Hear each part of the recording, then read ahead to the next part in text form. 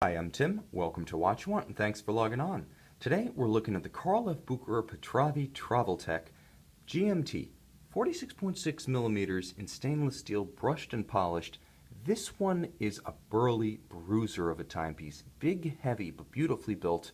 This is, in a lot of ways, almost like a fully mechanized version of the Rolex GMT Master II, with the addition of a chronograph and the size and wrist presence of a 1950 case Panerai Luminor. Now on the wrist, you can see that this watch wears huge, not big, huge. This is almost 47 millimeters, and that's just the round portion of the case. Add the lugs plus the mass of a solid case back, a deployant clasp, and a full bracelet, and you're talking about a watch that almost feels as though it's made of solid gold or platinum on the wrist. Very substantial, vault-like in every sense. Beautifully built, very solid, also very heavy, and very thick, 15.5 millimeters thick from the top of the crystal to the bottom of the solid case back. This is going to be a tough one to pull off with any kind of tough sleeve, or rather tight sleeve or tight cuff, so probably not a dress option. But you can see on my wrist, 6 1/3 inches in circumference, 16 centimeters. It does fit, just, but this is definitely the limit reached. Any smaller, and I feel like there would be a problem with proportion, balance, and perhaps the watch wanting to overhang the wrist on either side and maybe capsize, so to speak. But the bottom line is, you can't fault Carl F. Bucherer for execution in the details, because the case is beautifully finished, with alternating polished, brushed, beautifully layered design, everything from the nuanced detail of the chronograph pushers to the multi-stepped bezel to this beautiful 5-link, alternately brushed and polished bracelet. It reads gorgeous, and it feels just as good on the skin because the interior finish is outstanding, and there's just enough spacing between the links on the backside that it doesn't pull hair, it doesn't pinch skin. The clasp itself is worthy of a shout out because on a watch this massive, you need a clasp that's both up to the standard of the finish of the case and the bracelet, but also solid enough to keep it all planted, and this particular double deployant twin trigger release clasp definitely is. Now you can see alternating polish on some facets, machine turned perlage on other portions, nicely done. And when you close it, you get that solid, satisfying snick with a brushed Carl F. Bucherer marquee and logo on the facing of the clasp. Quite seamless, you can see in profile. It's nice because it doesn't really show the parting point of the bracelet. It doesn't read as an external secondary part of the bracelet the way a Rolex Oyster clasp does. It's nicely integrated, it's low in profile, it's well done. Like the rest of the watch, aesthetically, this is a triumph. There's no portion of this watch that says it's finished to any lesser a degree than a Rolex.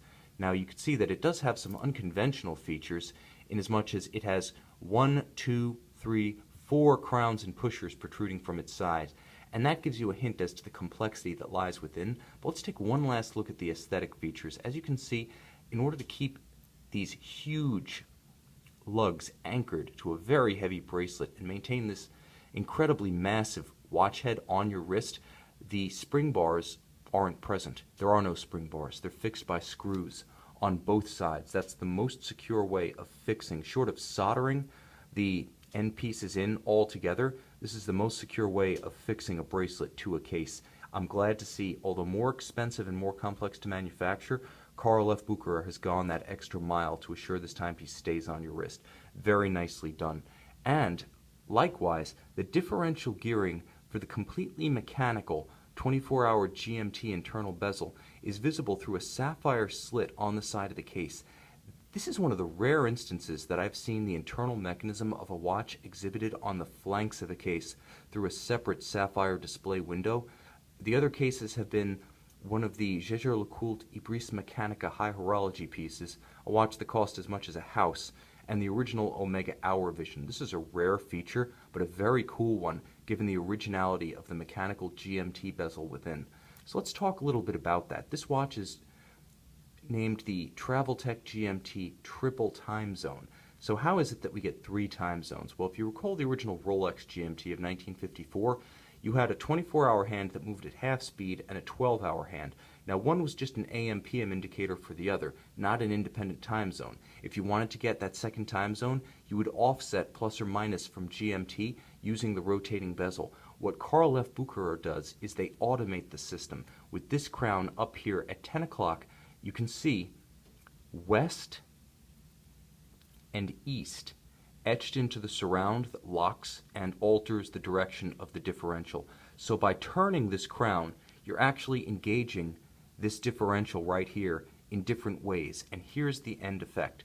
For instance, if I want to travel east, I can offset from GMT accordingly by setting the crown to east and then offsetting and reading my time off the GMT, the red GMT hand that moves in 24-hour circuits. Or, if I want, I can reverse the process. Now, traveling west, I offset from GMT and I can see what time it is at a local airport. So I have this time right here, which is my local hour hand. I can set it independently of this red GMT 24-hour hand. So those are two of my time zones.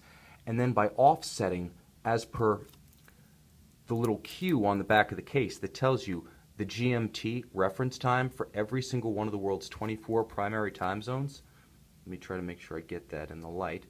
It's around the periphery. By offsetting as per the instructions on the back of the watch, you can actually read 3 time zones at once off of this internal bidirectional rotating 24-hour bezel. So it has the functionality of a Rolex GMT Master 2, but it's completely automated, so there can't be any accidental slip of the bezel. And it's nice because outboard of that rotating segment, you can see that there is a full graduated 24-hour scale, so you never lose the immediate reference for that second time zone. So you can always read what time it is off that red hand without having to return the bezel to its station. Now, there is more going on here. In addition to the jump date, the potentially 3 time zones, there is a chronograph. Now, as ever, with a chronograph, you gain a lot of flexibility. This is something that you can use to time everything from table service to your kids' track meets.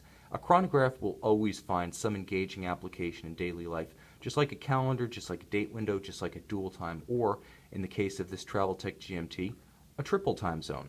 Now, the chronograph is based on a module, and the module is on top of a ETA 2892A2 base. But make no mistake, this Carl F. Bucherer caliber 1901.1, a COSC certified chronometer, represents extensive in-house investment by Carl F. Bucherer. Now, the company, based in Lucerne, is an old family-owned independent firm. They're neither Swatch Group, Richemont, they're not Kering, they're not Louis Vuitton, Moet, Hennessy, and they go their own way. So when they need to acquire expertise, they're on their own. In 2007, they bought a company called THA, founded by a rather impressive group of individuals, F.P. Journe, Vianney Halter, and Dennis Flageolet. All of these are superstars of independent horology, and their combined know-how remained at THA, brought in-house by Carl F. Bucherer to develop this chronometer-grade caliber 1901.1. Everything you want is here. The triple time zone capability, the date, the vertical clutch chronograph, automatic winding, hacking or stop seconds, a 42-hour power reserve, a modern 4 Hz or 28,800 vibration per hour rate. Very tough, also very fine, and because THA is now in-house to Carl F. Bucherer, a lot of manufacture savoir-faire in this movement. Now, once again, there isn't anything to see through the case back, so to speak, because of the amount of information that's displayed on it. Carl F. Bucherer needed all of this real estate to display the time zones, as well as this engaging TravelTec logo at center and the chronometer crest. Now, the watch does have a fair amount of water resistance for what can be considered a airline traveler's watch, 50 meters, 165 feet. You don't want to go swimming with it, but the bottom line is there are other Carl F. Bucherers, such as the ScubaTec, for that. The dial, although containing a mass of information, is fairly readable and definitely well done. Deft use of a broad array of grayscale colors from white to black represent an engaging, high-contrast fashion of treating a rather discrete and highly technical dial without allowing it to get busy or monotone. So there is contrast, it's just not outlandish. There is visibility, it's not simple, but it's not busy. I can read that second time zone, I can calibrate and calculate the third one, and I've got those little splashes of color for the east-west indication, the Carl F. Bucherer logo, and that GMT hand, just to draw the eye away from the grayscale tones that dominate. A chronograph, easy to read in triple register format with center seconds. This watch really has it all. For everything short of ice spelunking, bungee jumping, and hardcore diving, this Carl F. Bucherer TravelTec GMT could be your one watch. Provided you've got the wrist to pull off this monstrous juggernaut, the bottom line is this is an awful lot of watch for the money, whether you're talking about manufacture, savoir-faire, fit, finish, quality, whether you're talking about complication, or simply the sheer Brobdingnagian mass of it. This Carl F. Bucherer TravelTec GMT, 46.6 millimeters in stainless steel, just may be the watch you want.